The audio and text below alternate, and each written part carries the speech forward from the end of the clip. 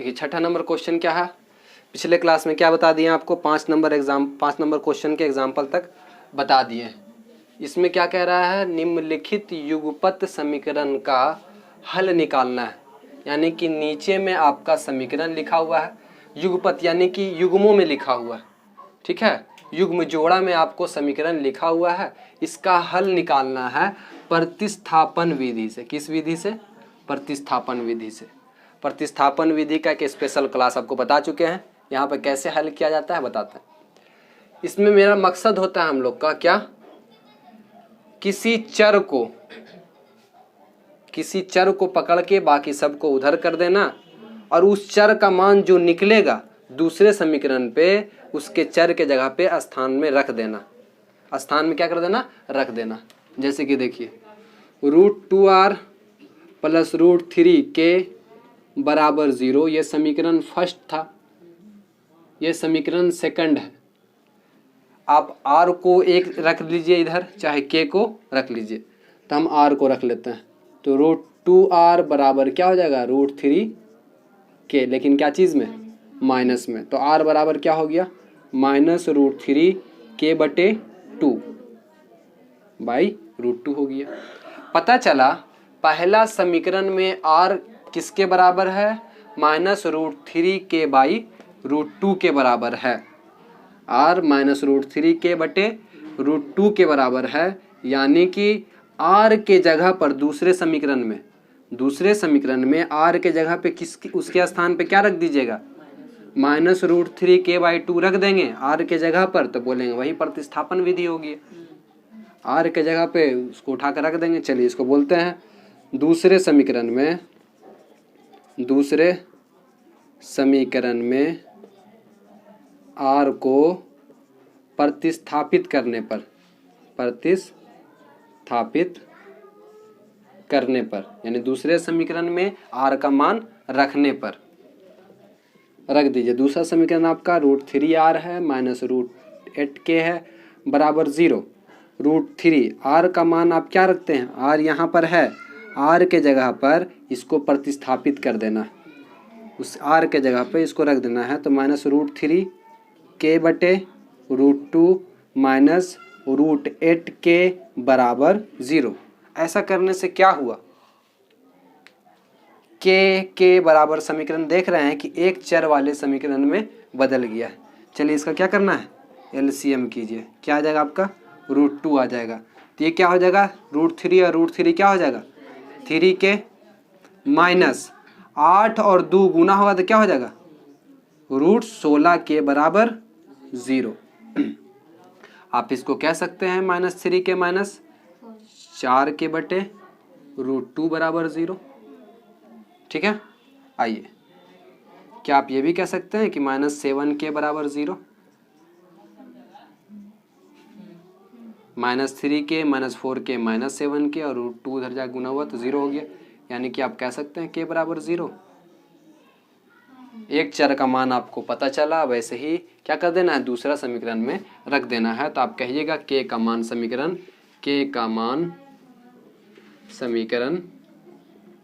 1 में रखने पर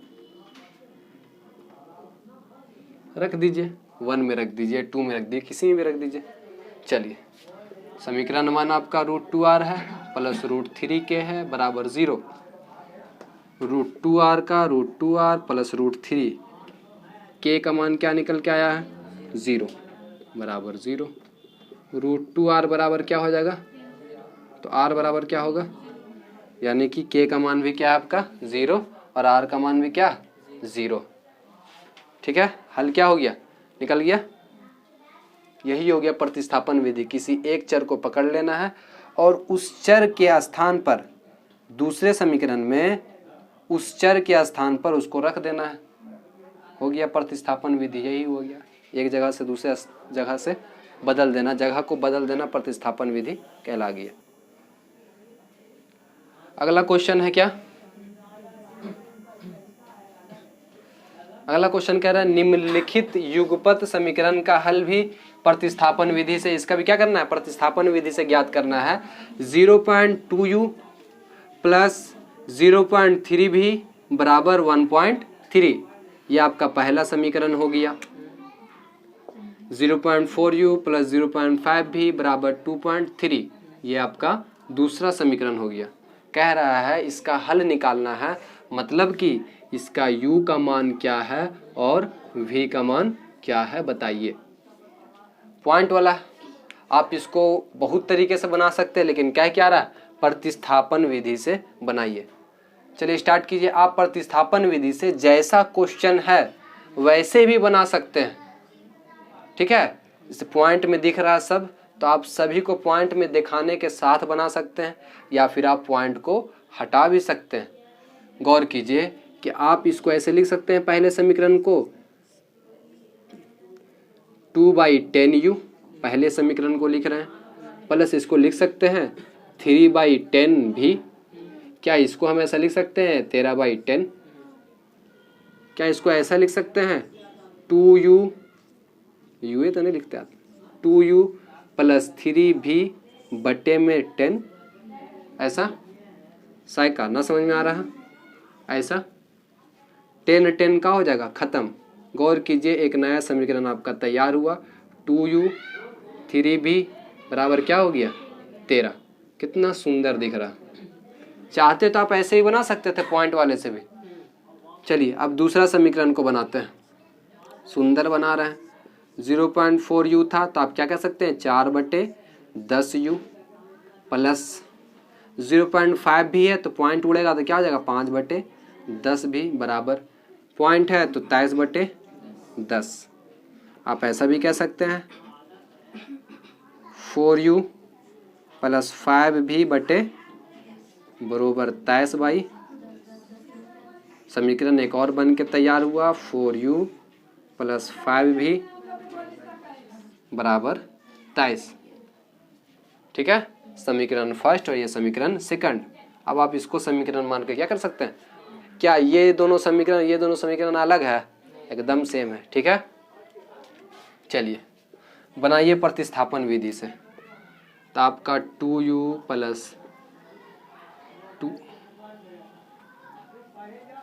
प्लस 3v बराबर 13, 4u प्लस 5v, बहुत झमेला है जी यू लिखे में, सही बोल रहे हैं, 5v बराबर 23।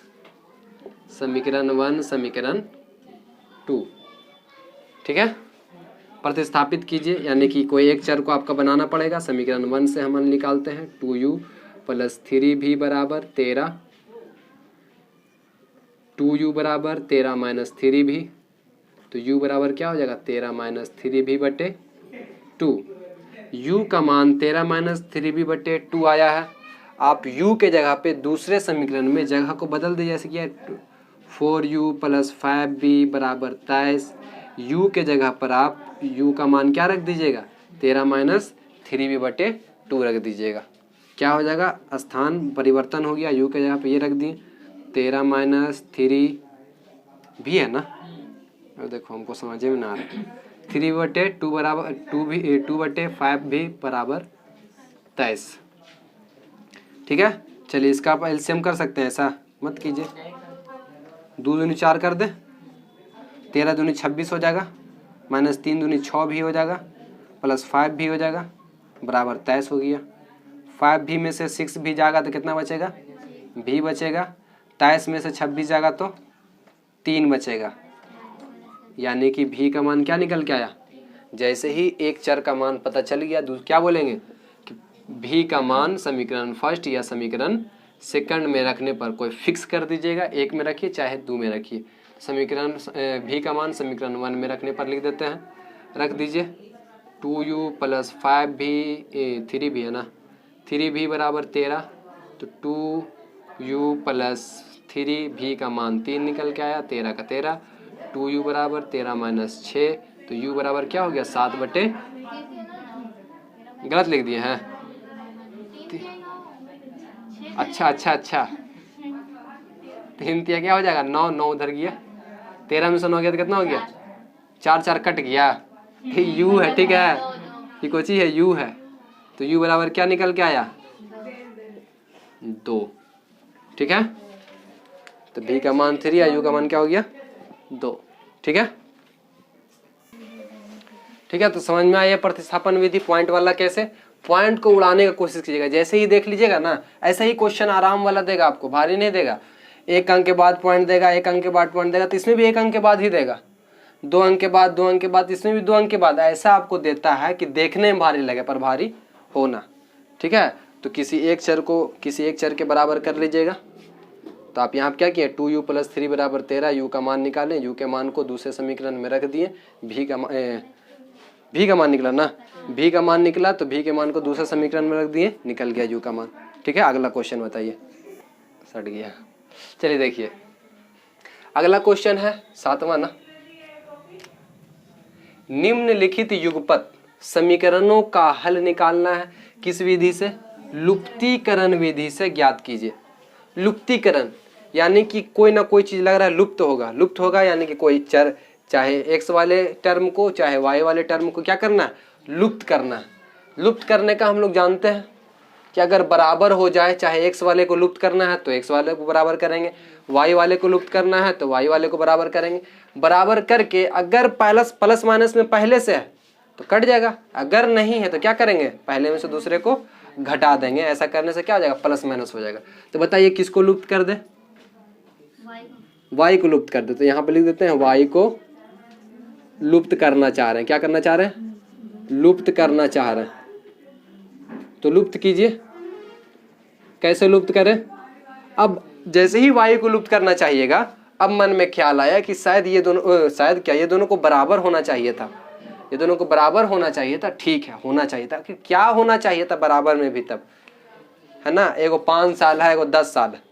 अब हम बोलेंगे दोनों को बराबर साल का होना चाहिए, तो पूछेगा ना, ठीक है दोनों बराबर होता लेकिन कितना, तो वही ये बतावेगा एलसीएम 5 और 2 का एलसीएम की जगह कितना आवेगा 10, यानी कि दोनों को क्या होना चाहिए था, 10 होना चाहिए था, तब अपने आप बराबर हो जाता। 3x - 5y = 4 आपका पहला समीकरण है, 9x - 2y = 7 आपका दूसरा समीकरण है। आपको y वाले टर्म को बराबर करना है, बराबर में क्या बनाना है, 10 बनाना है। 5y है, 5y में आखिर क्या गुना किया जाए कि 10 हो जाए, तो अगर इधर 2 गुना कर देते हैं तो ये 10 हो जाएगा। समीकरण के इधर 2 गुना किए हैं। बार बार कहते हैं कि समीकरण में अगर एक तरफ अपने मन से कोई काम किया जाता है तो दिक्कत है, दोनों तरफ कर देते हैं तो कोई दिक्कत नहीं है। तो इधर 2 गुना किए तो इधर भी 2 गुना कर देते हैं।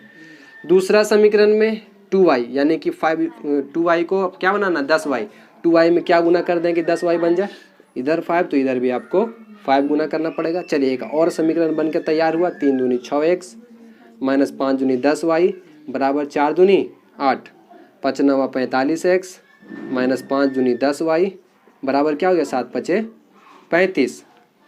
अब देखिए ये माइनस, दोनों को दोनों माइनस में, एगो प्लस और एगो माइनस में होता तो क्या होता, लुप्त हो जाता है ना, पर लुप्त नहीं हो सका। क्या करें, अगर हम 6x - 10y में से 45x - 10y को घटा दें, इतना को देखिए, इतना को इसमें से हम क्या कर दें, इतना घटा दें,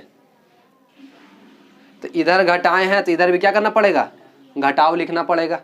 चलिए घटाइए तो क्या हो जाएगा, 6x - 10y जब -45 में गुना होगा तो -45x हो जाएगा। यही माइनस फिर -10y में गुना होगा तो क्या हो जाएगा, +10। नॉर्मल आप ऐसा भी कह सकते हैं, माइनस प्लस, जो प्लस हो माइनस, जो माइनस हो प्लस, कॉन्सेप्ट बता रहे हैं, ठीक है। तो -45x क्या हो जाएगा, माइनस माइनस +10y, और ये क्या हो गया आपका घटा हुआ, इधर भी घटाइए उधर भी घटाइए, यो क्या हो गया, हनीसिंग हो गया। 45 में 6 गया था, -39x, जबकि उधर क्या हो गया, 35 में से 8 जाएगा तो -27, तो x बराबर क्या हो गया, -27 बटे -39 यानी कि 27 बटे, परफेक्ट है। एक चर का मान पता चल गया, 3 9 27, 3 एकम 3, 3 तिया 9, यानी कि आपका x मान क्या पता चला, 9/13। एक समीकरण, एक चर का मान आपको पता चल गया, तो दूसरे चर का मान निकालने के लिए क्या कहिएगा कि x का मान कोई भी समीकरण में रख दे, फिक्स कर दीजिएगा समीकरण 1 या 2 में। x का मान समीकरण 1 में रखने पर रख दिए तो क्या हो जाएगा, 3x -5y बराबर 4, जबकि x का मान आपको पता चला है कि 9/13 है। -5y बराबर क्या हो गया 4, -5y को रोकिए, बाकी सबको क्या कर दीजिए उधर भेज दीजिए। तो क्या हो गया 9 × 27/13, क्या चीज में माइनस में। -5y बराबर 13 चौके 52 - 27/13, ठीक है। तो -5y बराबर क्या हो गया 52 में से 27 जाएगा तो कितना होगा 24 ना। 25/13, तो y बराबर क्या हो गया 25/13 गुने -5, 5 25, यानी कि y का मान क्या निकल के आया -5/। क्लियर है। लुप्तीकरण विधि में क्या हुआ कि एक चर आपका लुप्त हो गया, खत्म हो गया। जैसे ही एक चर लुप्त हो गया, समीकरण जो है एक चर वाले में आ गया। एक चर वाले रैखिक समीकरण से एक चर का मान पता चल गया। जैसे ही एक चर का मान पता चला, आप उसको क्या रख लिए दूसरे समीकरण में रख लिए और आपको y का ये मान पता चल गया। ठीक है। अगला क्वेश्चन, अगला सवाल है निम्नलिखित युगपत समीकरणों का हल लुप्तीकरण विधि से इसका भी ज्ञात करना है। समीकरण अबरी आपका ये दिया हुआ है x/2 + 2y/3 + 1 = 0। दूसरा समीकरण x - y/3 - 3 = 0। हम लोग लुप्तीकरण में देखते थे कि अचर वाला पद इधर हुआ करता था, तो हुआ करता था तो हुआ कर देते हैं, है ना। 2y/3 बराबर -1 कर देते हैं। x - y नहीं कीजिएगा तो कोई दिक्कत नहीं है, पर एक पैटर्न जब आप फॉलो कर लीजिए तो उसको हमेशा बनाए रखिए। 3 को उधर भेज दिए। अब आपको इसमें लुप्तीकरण से पता चल रहा है कि कोई एक चर को लुप्त करना है। अब आप खुद में सोचिए किसको लुप्त करें, आपके ऊपर डिसाइड करना। डिसाइड ऐसा नहीं है कि x को लुप्त करेंगे तो ज़्यादा हल्का होगा, y को लुप्त करेंगे तो भारी होगा, ऐसा कोई डिसाइड नहीं। आप किसी को भी कीजिएगा लुप्त, आपके ऊपर है, आप बना दीजिएगा। ठीक है। तो बताइए किसको लुप्त करें, किसको लुप्त किया जाए बताओ। लुप्त करने का मकसद होगा कि बराबर, दोनों को बराबर करना पड़ेगा। तो टेंशन क्या, किसको लुप्त करें बोलो। बोलोगे तो दोनों को लुप्त करके दिखावेंगे। x को लुप्त करते हैं, यानी कि x को बराबर करना पड़ेगा, है कि नहीं। अब देखो x को बराबर करना पड़ेगा। अब दिमाग ये लगाना, भाग करना आसान है कि गुना करना आसान है। अब देखिए इधर ध्यान दीजिए, अगर x के नीचे में अगर 2 आ जाता तो ये दोनों काहे गिर गया। x के बटे में अगर 2 आ जाता तो ये दोनों बराबर हो जाता, यानी कि x के बटे में आप क्या लाइएगा 2 लाइएगा, तो यहाँ भी 1/2 और यहाँ भी 1/2 गुना कीजिएगा ना। इधर भी समीकरण के 1/2 और इधर भी समीकरण के 1/2 गुना कीजिएगा। पर हमेशा याद रखिएगा कि बराबर करने के लिए अगर कहीं पे भाग और गुना दोनों, अगर ऐसा सोचिए कि इधर नीचे लाने के लिए आपको 2 जरूरत पड़ा 1/2, अगर इसमें 2 गुना कर देते तो ये तो खत्म हो जाता। तो आप 2 गुना करके भी आप इसको बराबर कर सकते हैं, या फिर 1/2 गुना करके भी दोनों को बराबर कर सकते हैं। तो कभी भी अगर गुना, ये भाग भी कर रहे हैं, एक तरह से कहिएगा तो क्या कहिएगा कि 2 से भाग कर रहे हैं, या फिर बोलिएगा तो 1/2 से गुना कर रहे हैं। देख रहे हैं कि एक बार 2 से भाग दे करके भी दोनों समीकरण को गुना बराबर किया जा सकता है, 2 से गुना करके भी समीकरण को बराबर किया जा सकता है। तो हमेशा चॉइस कीजिएगा गुना करने वाला, भाग से बचना है। ठीक है, बन तो दोनों से जाएगा पर भाग से बचना है। तो हम यहाँ पर देखो फिर से समीकरण को पहले की तरह लिखते हैं। अब मकसद हो रहा है कि भाई x को लुप्त करना है, तो यहाँ लिखेंगे x को लुप्त करना है तो दोनों को बराबर बनाना पड़ेगा। तो चाहे दोनों को x/2 बना दे, चाहे दोनों को x बना दे, है ना। चाहे दोनों को x/2, चाहे दोनों को, अब बोलेगा अभी तो 12 एलसीएम बकते थे, अब क्या हुआ, अभी ना बक रहे। ठीक है, तो क्या कीजिएगा 1/2 × 2, यानी कि दोनों को क्या बनाना है, 1 बनाना है। दोनों को क्या बनाना है, ये तो 1 बना हुआ, इसमें क्या गुना करें कि इसके जगह पे 1 आ जाए 1/2 हट करके। तो इस समीकरण में आप क्या कीजिएगा 2 गुना कीजिएगा समीकरण के इधर, तो इधर भी करना पड़ेगा 2 गुना, 1 बन गया। इसमें क्या गुना करें कि 1 बन जाए, क्या गुना करें, पहले से एक बनल है ना, यहाँ पे 3 था, लगता है मिट गया, -3 उधर गया था तो 3 था, तो इस तो पहले से एक बना हुआ, इसमें क्या गुना करें, कोई जरूरत नहीं। तब एक नया समीकरण आपका बन के तैयार हुआ 2x/2 2x/2 प्लस 2 दूनी 4y/3 बराबर क्या हो गया -2। दूसरा समीकरण हो गया x - y/3।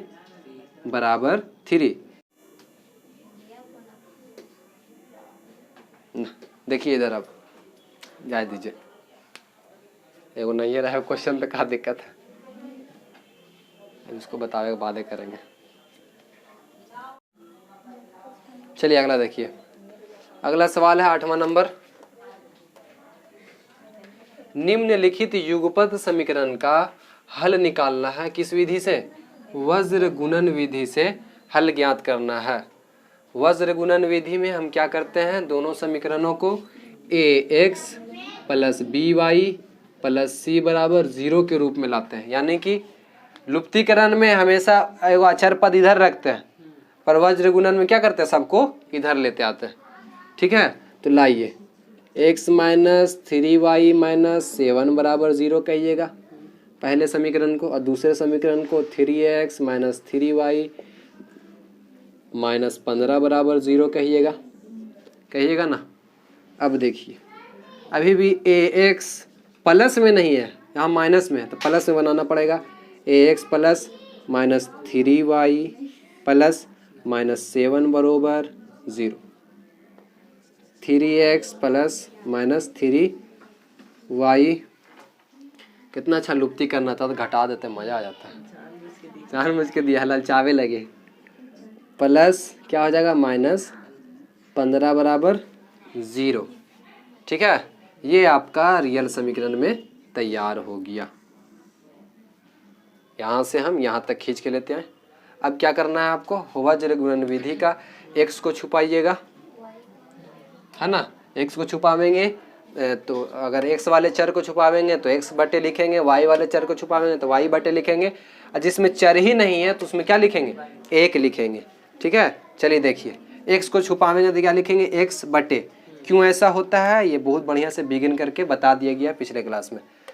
ठीक है, x को छुपाएं तो क्या गुना कीजिएगा, -3 को -15 से गुना करना है, तिरछा तिरछी गुना करना है, -3 को गुना करना है -15 से, फॉर्मूला में आता है माइनस, क्यों आता है बता दिया गया है, -15, उसके बाद -7 को -3 से गुना करते हैं, -7 को -3 से गुना करते हैं। x वाला टर्म बराबर क्यों होता है ये भी बता दिया गया। y को छुपाइए तो y बटे लिख दीजिए, लेकिन y क्या चीज़ में, माइनस में होता है, क्यों होता है ये भी बता दिया गया। y को छुपावेंगे तो यहाँ पे क्या है, 1 हो गया, 1 को -15 से कि -7 को 3 से पहले गुना कर दें, पहले 1 को -15 से गुना करेंगे, 1 को -15 से गुना किया गया फॉर्मूला से माइनस, और उसके बाद -7 को 3 से, -7 को 3 से बराबर, ये वाले टर्म को छुपावेंगे तो इसमें कोई चर नहीं है, इस वजह से 1 लिखेंगे। अब इसमें क्या करेंगे, 1 को -3 से गुना किया जाए, और माइनस फॉर्मूले में है, 1 को -3 से गुना किए और -3 को 3 से गुना करेंगे, -3 को 3 से गुना। चलिए इसको हल निकाल दीजिए, हो गया, बन गया। तो x बटे क्या हो गया, 15 तिया 45, 15 तिया 45 माइनस प्लस, 7 तिया 21 प्लस में, यहाँ क्या हो जाएगा -21 बराबर -y बटे 15 एकम 15, 7 तिया 21 माइनस में, और यहाँ बाहर खड़ा है माइनस तो -21 यानी +21 हो गया, बराबर 1 बटे -3, 3 तिया 9 माइनस में तो हो गया प्लस में, यानी कि आप कहिएगा कि x बटे 45 में से 21 गया तो 24 बरोबर -y बटे क्या हो जाएगा, 21 15 क्या हो जाएगा 6 बरोबर 1/, क्या हो गया 6। आप कहिएगा कि x/24 भी 1/6 के बराबर है, और -y/6 भी 1/6 के बराबर है। तो इसको एक बार लिख देना है कि x/24 भी 1/6 के बराबर है, और y/6 भी 1/6 के बराबर है। कितना अच्छा लगेगा ऐसे 6 को 24 काटे में, तो x बराबर 4 आवेगा आंसर। कितना अच्छा लगेगा ऐसे काटे में, तो y बराबर 1 निकल के आवेगा। दोनों चर का मान वज्र गुणन में क्या होता है, आराम से निकल गया। मैंने ये फॉर्मूला कैसे आता है ये आपको ध्यान देना है, ठीक है, जो बताया हुआ पिछला क्लास देखे पड़ेगा, ठीक है। चलिए अगला सवाल है आपका इसी में, निम्नलिखित युगपत समीकरणों को हल करना है वज्र गुणन विधि से।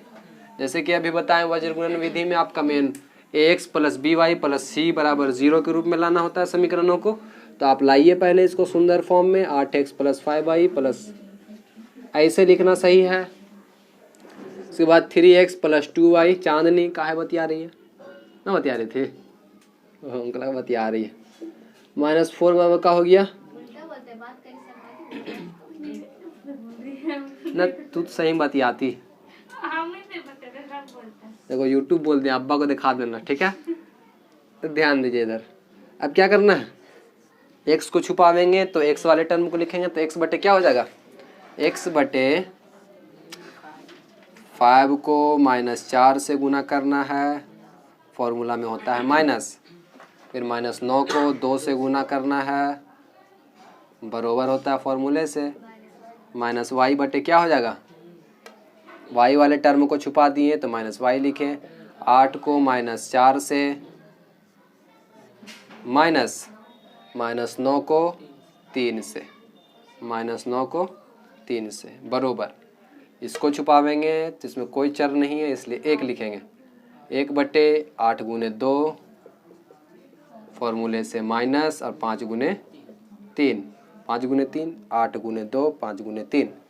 चलिए इसको हल कीजिए, 5 चौके क्या हो जाएगा 20, 9 दूनी 18, माइनस में बाहर माइनस खड़ा है तो हो जाएगा प्लस में, बराबर -y 8 चौके 32 माइनस में, 9 तिया 27 माइनस में, बाहर खड़ा है माइनस हो जाएगा प्लस में, बराबर 1 बटे 8 दूनी 16 माइनस 5 तिया 15। तो x बटे क्या हो जाएगा -2 और -y बटे क्या हो जाएगा -32 में से 27 गया तो -5, y खत्म हो गया, माइनस खत्म हो गया, क्या हो गया 16 में से 15 गया तो 1।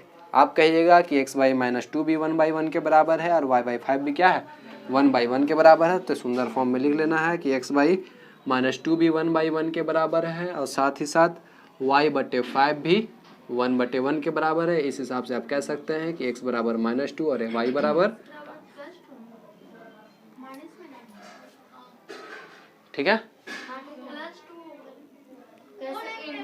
गुना हो रहा बाबू, इसमें गुना हो रहा, ठीक है, y बराबर क्या हो गया आपका गुना हो रहा है ना, ठीक है कोई बात नहीं, आ गया क्लियर। 8 नंबर क्वेश्चन में क्या हो गया खत्म, ठीक है।